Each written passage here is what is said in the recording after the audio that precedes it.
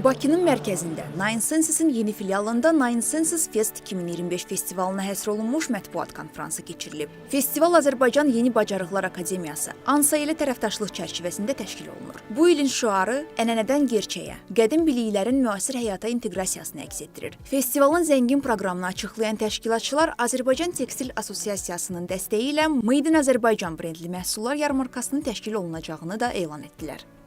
Festivalda dünyada olmayan, yəni litoterapiyanın bir növü olan, amma dünyada hələ yəni analoqu olmayan bir metodika ilə müalicələr apardıq. Burada Azərbaycanın Qarabağ bölgəsinə, xüsusən Kəlbəcər bölgəsindən götürülmüş çay daşları ilə insan orqanizminə təsir mexanizmi, yəni orqanizmə diaqnozun qoyulması və həmin çay daşlarının sətlərinə və çəkilərinə uyğun olaraq insanları müalicə etməsi prinsipinə əsaslanır.